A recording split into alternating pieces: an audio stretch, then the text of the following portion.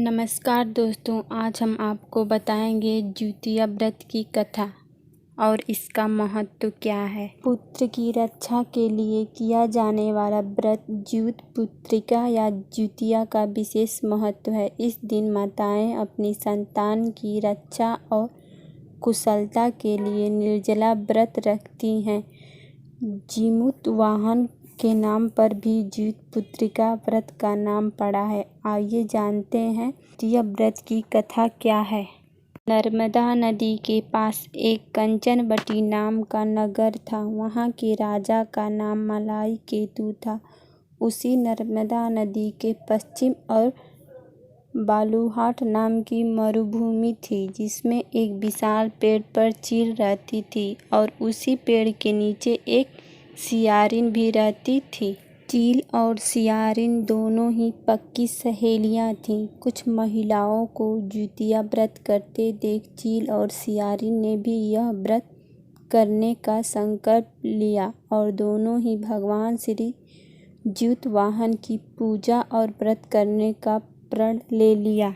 जिस दिन दोनों को व्रत रखना था, ठीक उसी दिन शहर के एक बड़े व्यापारी की मृत्यु हो गई और उनका दाह संस्कार वहीं मरुस्थल पर हुआ। मुर्दा देखकर सियारिन को भूख लगने लगी और वह खुद को रोक नहीं पाई, जिसके कारण उसका व्रत टूट गया।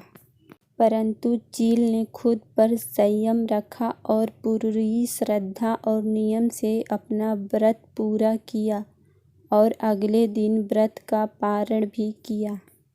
उसके बाद अगले जन्म में दोनों सहेलियों ने पुत्री के रूप में एक ब्राह्मण परिवार में जन्म लिया। उनके पिता का नाम भास्कर था। चील बड़ी बहन और सियारिन छोटी बहन बनी।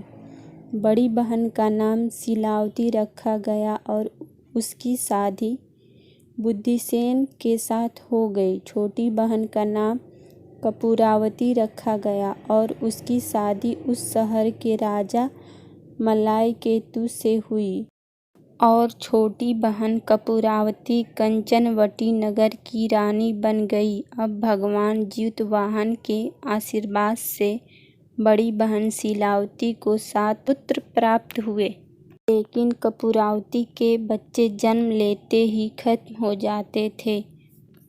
कुछ सालों बाद शिलावती के 7 पुत्र बड़े हो गए और राजा के दरबार में काम करने लगे। उन्हें देखकर कपूरावती के मन में ईर्ष्या और जलन की भावना उत्पन्न होने लगी।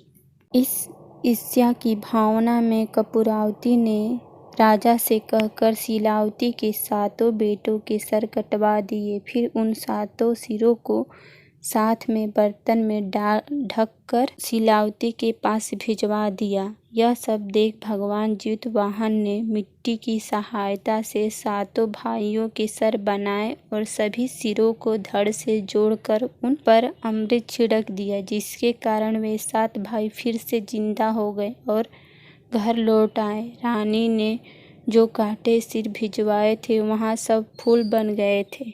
कपूरावती समाचार पाने को बहुत व्याकुल थी, लेकिन जब उसे इस बात का पता चला तो वह अपनी बड़ी बहन के घर गई और वहाँ सबको जिंदा देखकर आश्चर्य में पड़ गई और बेहोश हो गई। जब कपूरावती होश में आई तो उसने अपनी बड़ी बहन से यह सारी बात बताई और अपनी गलती का पछतावा किया।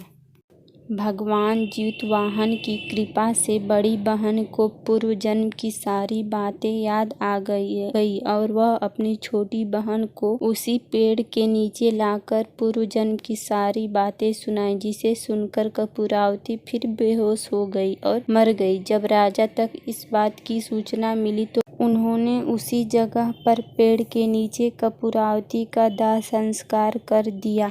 तब से लेकर आज तक संतान की लंबी उम्र के लिए और उनकी मंगल कामना के लिए हर साल माताएं जिउतिया का व्रत रखती हैं और परंपरा के साथ उन्हें पूरी भी करती हैं।